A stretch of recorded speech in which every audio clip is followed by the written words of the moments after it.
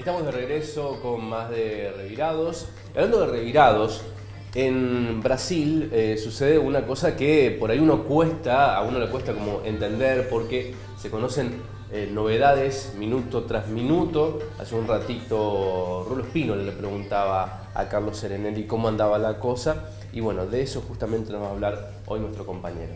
Está acá con nosotros ya Carlos, y esta es su columna de temas internacionales.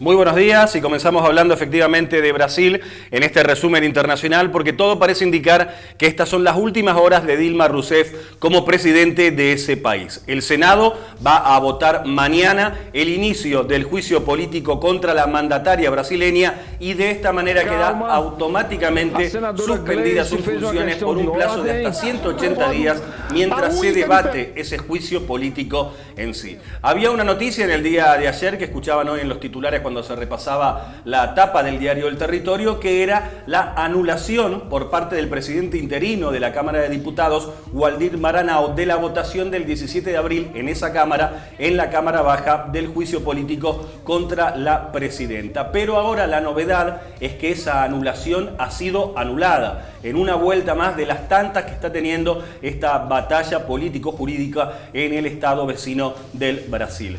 Waldir Maranhão era presidente interino de la Cámara de Diputados, o lo es desde la semana pasada, porque el titular de la Cámara en sí de Diputados, Eduardo Cunha, fue suspendido por la Corte Suprema por intentar obstruir las investigaciones por la corrupción de Petrobras. Así, al asumir al frente de Diputados, Maranhão, una de las primeras cosas que hizo fue anular esa votación del juicio político a Dilma Rousseff, pero ahora, presionado por la decisión del Senado, que iba a seguir igual adelante con el proceso, decidió dar marcha atrás, y Maranhão comunicaba en la madrugada de hoy que dejaba sin efecto esa anulación de la decisión ya tomada en Diputados. Así, hoy va a seguir adelante el proceso, tal como había adelantado el presidente del Senado, Renan Calheiros, y por lo tanto mañana se va a votar el inicio del juicio político contra la presidenta. Será en un pleno de la Cámara que tiene 81 senadores, y es necesario que la mitad, la mayoría simple, es decir, 41 de esos senadores digan que sí, para que comience el proceso político, el juicio político contra la presidenta, y por lo tanto esta quede suspendida en sus funciones hasta que haya una sentencia definitiva. Mientras tanto, va a asumir en su lugar el vicepresidente Michel Temer. Lo hará en forma interina, pero si Rousseff es finalmente destituida por los 2/3 del Senado en la votación definitiva, gobernaría hasta el fin de su mandato en el año 2018 el presidente Temer. Pero el gobierno va a jugar sus últimas cartas intentando paralizar el proceso en la Corte Suprema de Justicia con medidas cautelares que habrá que ver qué decisión tienen por parte de ese poder. Pero en principio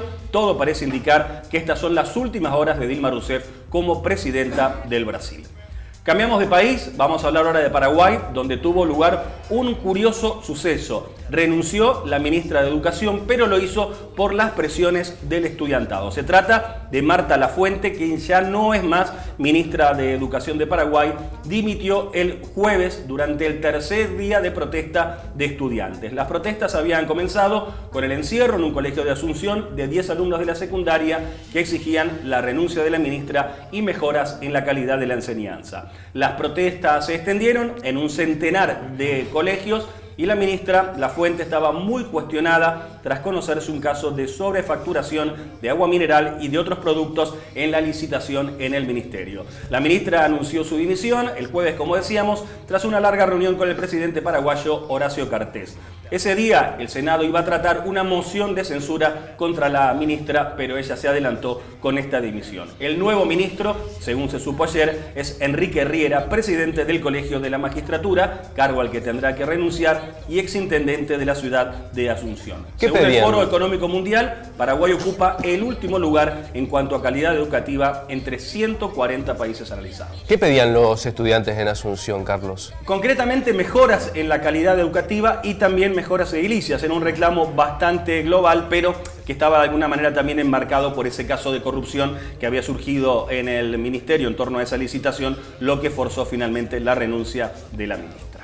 Vamos a cambiar de tema, hablamos ahora del Chapo Guzmán, el poderoso narcotraficante que va a ser extraditado a Estados Unidos. Eso porque lo ha avalado un juez, ha hecho lugar a un pedido de extradición que había surgido desde California y por lo tanto el narcotraficante mexicano Chapo Guzmán va a ser juzgado en los Estados Unidos. La extradición había sido solicitada por una corte de California. Con esta decisión se cree que ahora aproximadamente hacia finales de año el Chapo Guzmán sería extraditado a Estados Unidos. Esa corte de California lo acusa de asociación delictiva para importar y poseer cocaína con la intención de distribuirla. En tanto, el sábado pasado el Chapo Guzmán fue trasladado sorpresivamente desde la cárcel de máxima seguridad del Altiplano al penal federal de la fronteriza Ciudad Juárez. Guzmán, les recordamos, se fugó en julio del año pasado y fue recapturado en enero de este año. Se había fugado por ese túnel que estamos viendo allí en imágenes y la noticia es esa ahora, que va a ser extraditado para ser juzgado en Estados Unidos. Y una noticia ahora que tiene que ver nuevamente con el terrorismo. Hubo un atentado, o más bien, mejor dicho, un ataque terrorista en Alemania, al parecer con tintes terroristas, con tintes islamistas, cuando un hombre atacó a varias personas con un cuchillo en una estación de un pueblo cercano a Múnich. Un hombre murió como consecuencia de este ataque y otros 3 resultaron heridos. El autor del ataque fue un alemán de 27 años de edad, quien, cuchillo en mano, empezó a apuñalar al grito de Alá es grande y fue detenido allí mismo. La víctima mortal tiene 50 años y, como decíamos, hay otras 3 personas heridas. Esta es la tercera agresión de este tipo en ese país, en Alemania, desde el mes de septiembre. En agosto del año pasado, el grupo Estado Islámico había llamado a cometer ataques con cuchillos en Alemania.